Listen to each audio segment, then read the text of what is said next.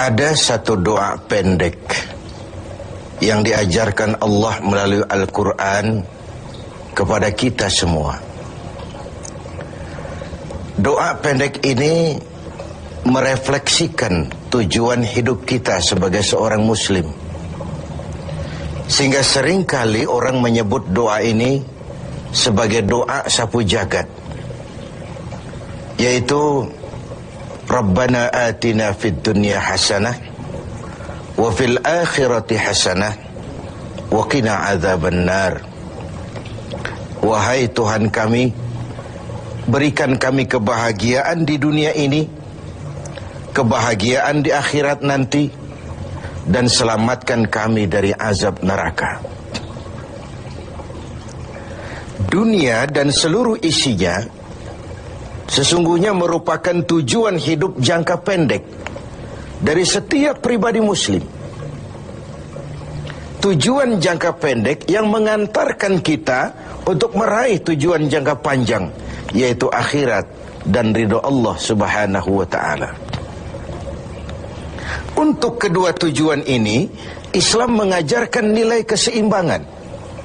Bekerjalah buat duniamu seolah kau akan hidup selamanya, tetapi bekerjalah buat akhiratmu seolah kau akan mati besok. Nilai keseimbangan ini kemudian diterjemahkan dalam berbagai aspek kehidupannya. Dalam berbagai aspek kehidupan. Bagaimana si kaya harus membantu yang miskin. Bagaimana si miskin berusaha dan hidup tidak menjadi beban bagi yang lain. Kelihatan nilai keseimbangan itu. Bagaimana si tua menyayangi yang muda, bagaimana yang muda menghormati yang tua.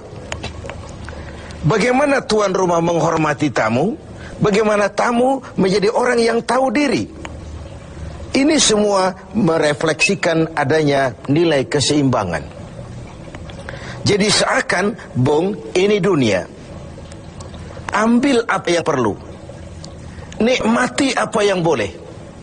Kalau bisa jangan gagal kau di dunia ini. Tapi kalaupun kau gagal di dunia, kau kan masih punya akhirat. Inilah sumber optimisme kehidupan seorang muslim. Dia tidak boleh gagal kalau bisa di dunia ini, tapi kalaupun gagal, kau masih punya akhirat.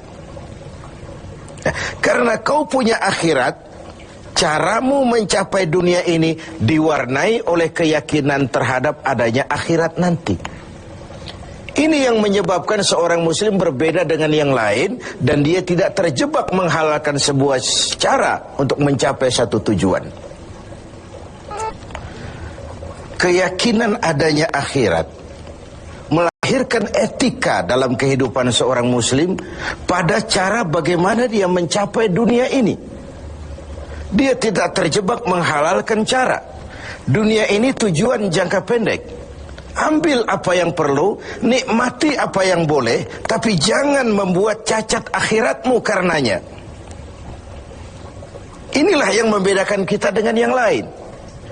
Iya sih, saya kepengen kaya, tapi kalau korupsi, akhirat saya bagaimana nanti?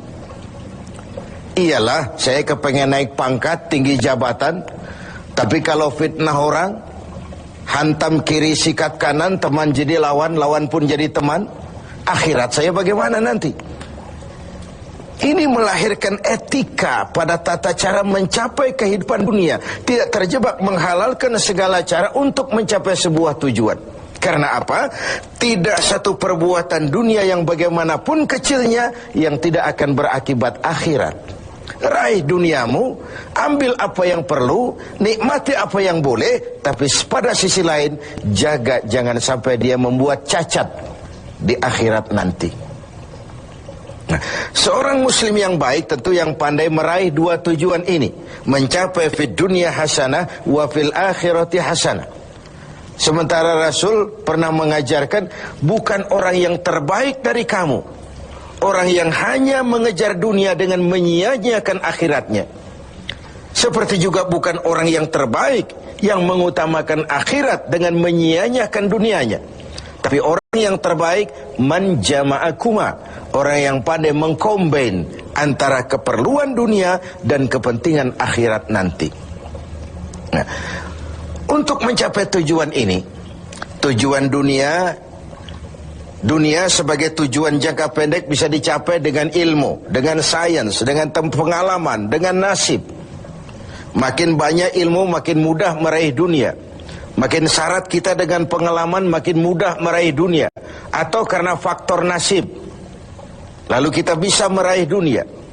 Sementara akhirat hanya bisa diraih dengan prestasi ibadah kepada Allah Subhanahu wa ta'ala. Prestasi ibadah. Jadi dunia kita capai dengan prestasi ilmu, prestasi pengalaman, atau karena faktor nasib. Akhirat kita capai hanya dengan prestasi ibadah kepada Allah Subhanahu wa ta'ala. Kalaupun ada efek dunianya, dari solat kita, dari puasa kita, dari haji kita, dari zakat kita, itu sekedar side effect. Tapi sasaran utama adalah akhirat dan ridho Allah. Untuk mencapai dua tujuan ini, Allah memberikan alat untuk mencapai tujuan.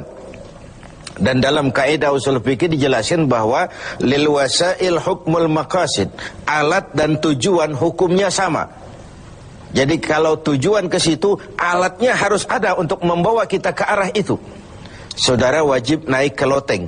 Tidak bisa naik ke loteng kalau tidak ada tangga. Maka tangga itu menjadi wajib adanya. Nah, untuk mencapai dua tujuan ini, fid dunya hasanah wa fil akhirati hasanah, Allah memberikan alat kepada kita. Apa alatnya? Dalam surah At-Taubah ayat 111 bisa kita lihat. Innallaha ashtara minal mu'minina anfusahum wa amwalahum bi anna lahumul jannah. Allah telah membeli dari orang-orang beriman diri mereka, harta mereka, bagi mereka adalah surga. Ayat ini merupakan transaksi yang sangat transparan. Transaksi yang sangat transparan. Pembeli Allah, penjual kita orang-orang beriman. Dagangannya amwal dan anfus, harta dan diri. Harganya adalah surga. Sekali harta dan diri sudah kita jual kepada Allah, tentu tidak akan kita jual lagi kepada yang lain. Jadi dengan kata lain, harta itu apa? Semua bentuk materi yang kita kuasai. Uang, tanah, kebun, pabrik, dan sebagainya. Lalu yang dimaksud dengan anfus, diri itu apa? Semua kekayaan yang ada dalam pribadi kita. Konsep, pikiran, ide, wewenang, jabatan, kemampuan, skill, itu semua anfus. Untuk tujuan jangka pendek, harta dan diri harus jadi rahmah bagi lingkungan. Untuk tujuan jangka panjang, harta dan diri harus menunjang jalan menuju ridho Allah Subhanahu wa ta'ala. Itulah jalan kalau kita ingin mencapai fid dunya hasanah wa fil akhirati hasanah. Dengan kata lain, yang alat itu jadikan dia sebagai alat. Jangan dia dijadikan tujuan. Sekali alat kita jadikan tujuan, maka kita akan kehilangan tujuan yang sebenarnya. Begitulah sang waktu sering menggeser alat menjadi tujuan. Tujuan kita adalah kekuasaan. Tujuan kita adalah kekayaan. Tujuan kita adalah popularitas. Tujuan kita adalah menghimpun segala macam kekuatan. Padahal itu cuma sekadar alat untuk mencapai fid dunya hasanah wa fil akhirati hasanah. Kalau alat kita jadikan tujuan, kita akan kehilangan tujuan yang sebenarnya. Dan akhirnya kita akan terjerat kepada fata morgana. Kita sangka itulah tujuan itu. Kita sangka kita sudah sampai kepada titik yang kita tuju, padahal cuma pandangan yang menipu saja. Akhirnya kita terjerat dalam arus siklus yang berkali-kali diperingatkan oleh Al-Quran. Alhaakumut takatsur. Kamu telah celaka lantaran berlomba-lomba menjadikan alat sebagai tujuan. Berlomba-lomba menjadikan alat sebagai tujuan. Karena itu, gunakanlah alat sebagai alat untuk mencapai tujuan, dan bukan malah alat yang dijadikan tujuan. Berapa banyak pun harta kita miliki, dia cuma alat. Setinggi apapun kedudukan yang kita capai, dia cuma alat. Sebanyak apapun ilmu pengetahuan yang kita kuasai, dia cuma sekedar alat untuk mencapai fid dunya hasanah wa fil akhirati hasanah. Dengan puasa Ramadan kita harapkan menjadi laboratorium rohani yang membina nilai-nilai keseimbangan. Sebab kalau tidak ada nilai keseimbangan, akan pincanglah gaya hidup kita. Tidak mustahil kita terjebak pada materialisme, hedonisme yang pada akhirnya lagi-lagi mengantarkan kita kepada fata morgana. Semoga ibadah puasa makin menyadarkan kita untuk memperalat yang memang alat dan menjadikan tujuan yang memang tujuan untuk mencapai fid dunya hasanah wa fil akhirat.